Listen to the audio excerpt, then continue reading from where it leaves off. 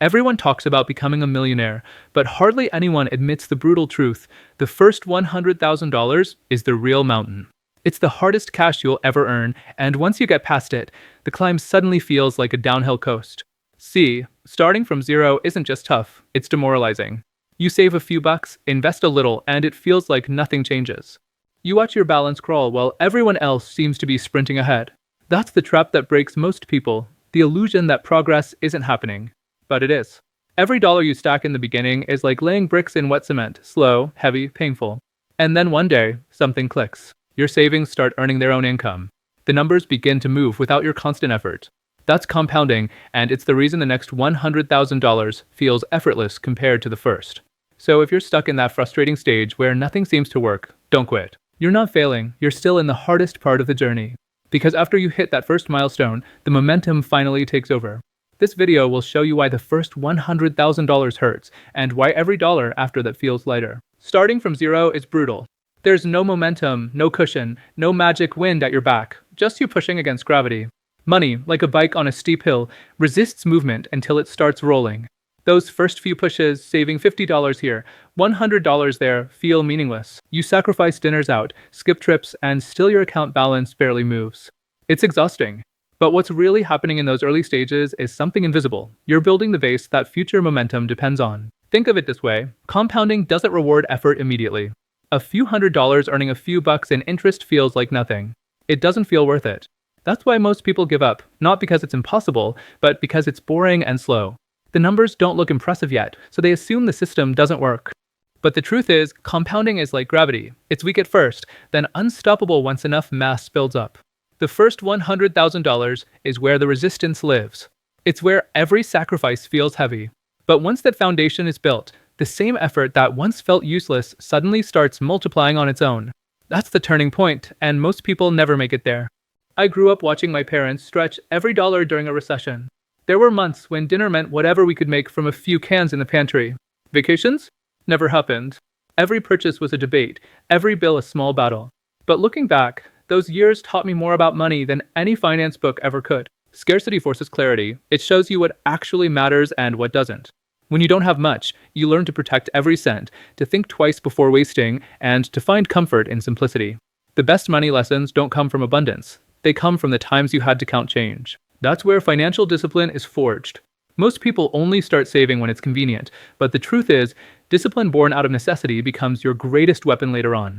When times improve, those same habits, restraint, patience, awareness, turn into wealth. So, if you're struggling right now, don't curse it. Pay attention. The mindset you build when money's tight will serve you long after you've made your first 100 grand. Most people never hit their first $100,000, not because they can't earn it, but because they can't wait for it. Impatience is the silent killer of wealth. Everyone wants instant results, the viral investment, the quick flip, the next hot opportunity. And when it doesn't work, they quit or start over somewhere else. They never give compounding the time it needs to actually show results. The second trap is comparison. People see their friends buying cars, traveling, upgrading apartments, and instead of sticking to their plan, they try to keep up. Every swipe of the card feels like proof of success, but it's really financial quicksand. The third problem is inconsistency. Saving 1 month and splurging the next kills progress before it can grow. The truth is simple. Most people don't fail because they can't earn. They fail because they can't wait.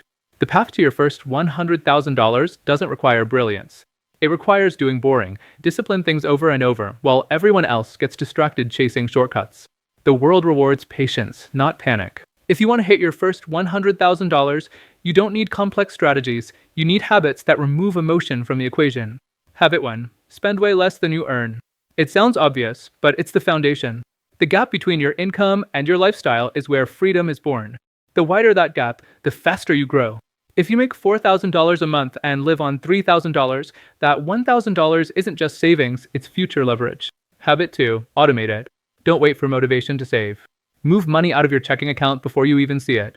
Automation protects you from your own impulses. When saving happens automatically, temptation loses power. Habit 3. Invest simply and consistently. No need to chase crypto, timing, or trendy stocks. A low-cost index fund and time are enough. The market doesn't reward excitement. It rewards endurance. There's a story I love. 2 friends start saving. One invests $300 every month. The other jumps from one big opportunity to another, waiting for the jackpot. 10 years later, the steady saver quietly built six figures, while the gambler is still chasing his first win. Wealth isn't built on luck. It's built on discipline repeated so many times it becomes instinct. There's a switch that flips once you cross that $100,000 mark, and it's almost invisible until you reach it. Before that point, it feels like you're pushing a snowball uphill, straining for every inch of progress. But after, gravity starts working with you.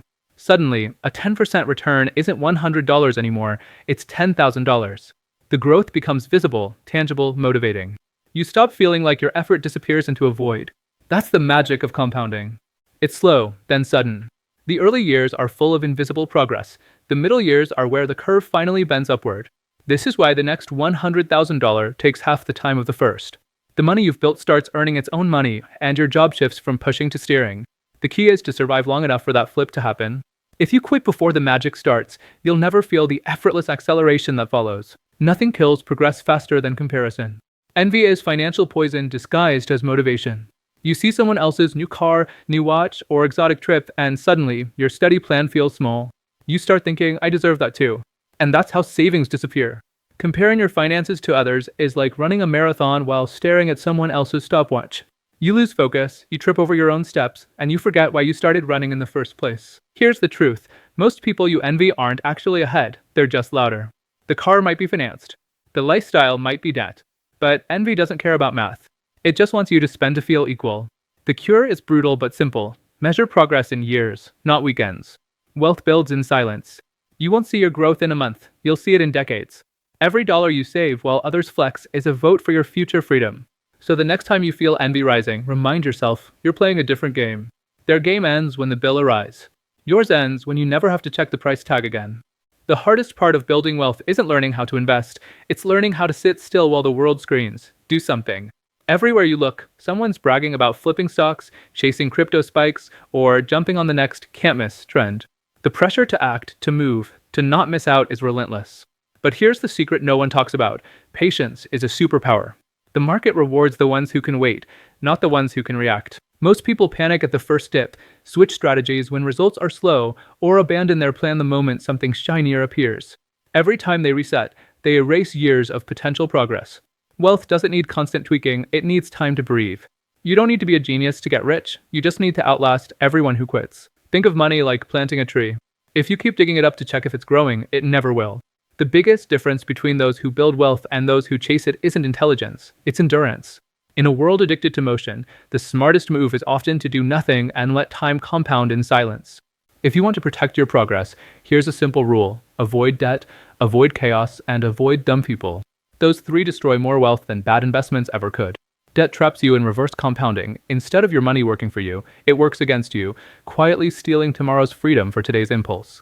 Chaos, constant emergencies, reckless choices, and endless distractions drains your focus. And focus is what compounding feeds on.